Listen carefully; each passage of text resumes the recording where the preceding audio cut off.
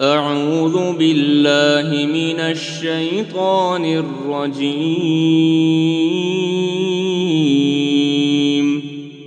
بسم الله الرحمن الرحيم.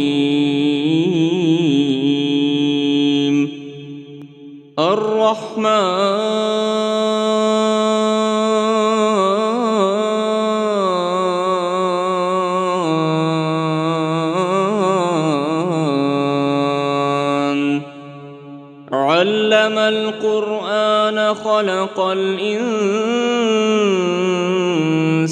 علمه البيان. الشمس والقمر بحسبان والنجم والشجر يسجدان والسماء رفعها ووضع الميزان ألا تطغوا في الميزان وأقيموا الوزن بالقسط ولا تخسروا الميزان. والأرض وضعها للأنام فيها فاكهة والنخل ذات الأكمام والحب ذو العصف والريحان. فبأي آلاء ربكما تكذبان؟ خلق الإنسان من صلصال كالفخار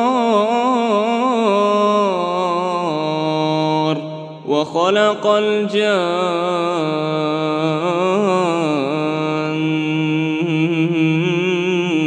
من مارج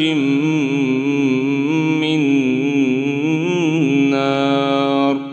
فبأي آلاء ربكما تكذبان؟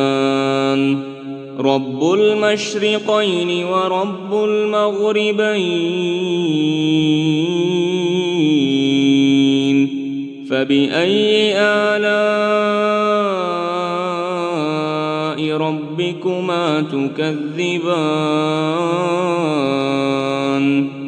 مرج البحرين يلتقيان بينهما برزخ لا يبغيان.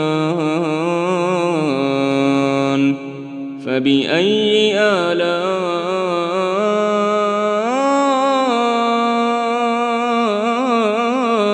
ربكما تكذبان؟ يخرج منهما اللؤلؤ والمرجان. فبأي آلاء ربكما تكذبان؟ وله الجوار المنشآت في البحر كالأعلام.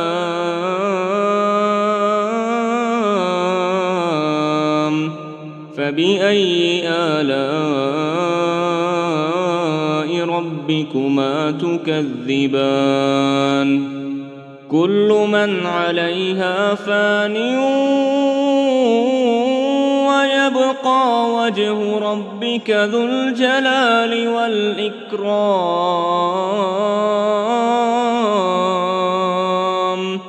فبأي آلاء ربكما تكذبان؟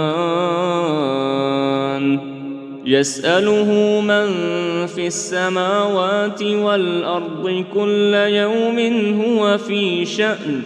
فبأي آلاء ربكما تكذبان؟ سنفرغ لكم أيها الثقلان فبأي آلاء ربكما تكذبان يا معشر الجن والإنس إن استطعتم أن تنفذوا من أقطار السماوات والأرض فانفذوا لا تنفذون إلا بسلطان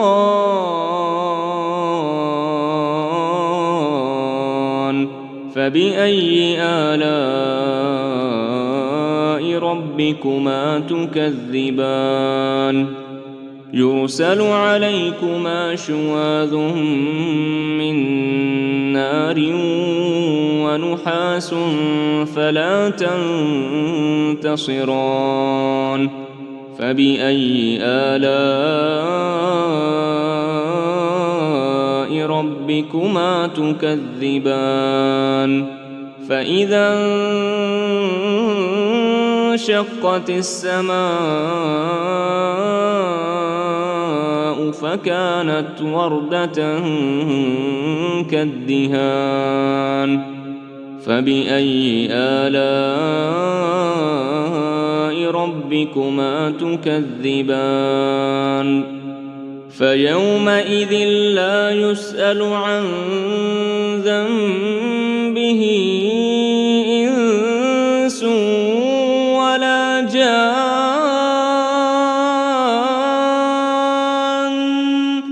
فبأي آلاء ربكما تكذبان يعرف المجرمون بسيماهم فيؤخذ بالنواصي والأقدام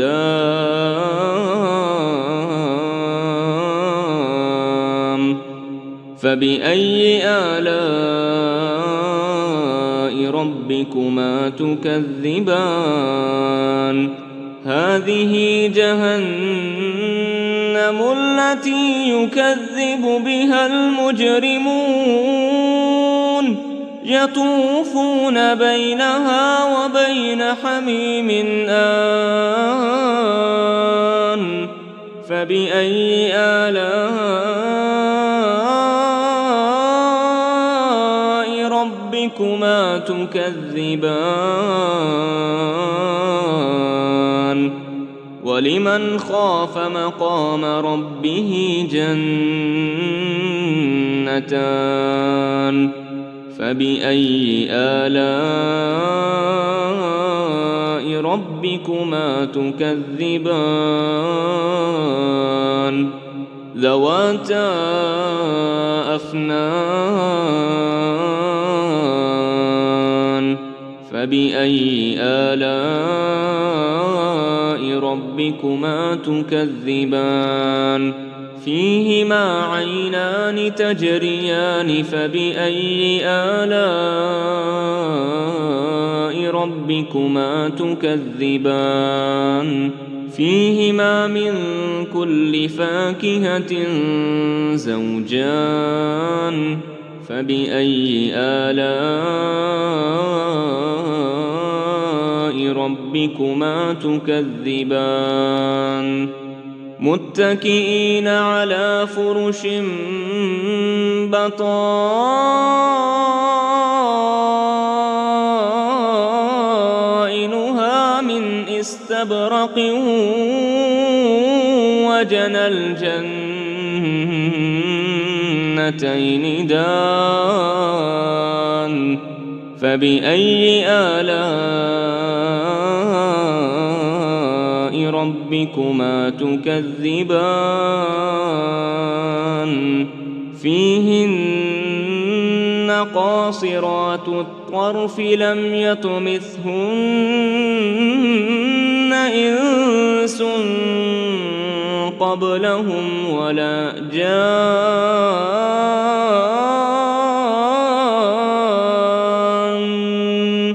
فبأي آلاء ربكما تكذبان كأنهن الياقوت والمرجان فبأي آلاء ربكما تكذبان هل جزاء الإحسان إلا الإحسان فبأي آلاء ربكما تكذبان ومن دونهما جنتان فبأي آلاء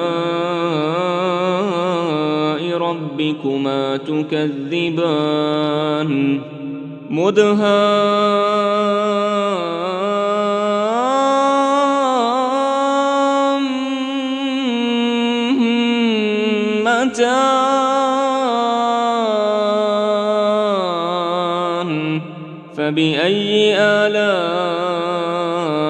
ربكما تكذبان فيهما عينان نضاختان فبأي آلاء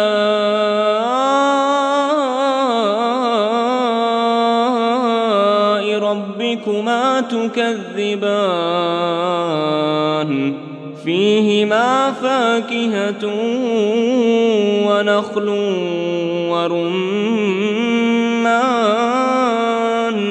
فبأي آلاء ربكما تكذبان فيهن خيرات حسان فبأي آلاء ربكما تكذبان حور مقصورات في الخيام فبأي آلاء ربكما تكذبان لم يطمثهن إنس قبلهم ولا جان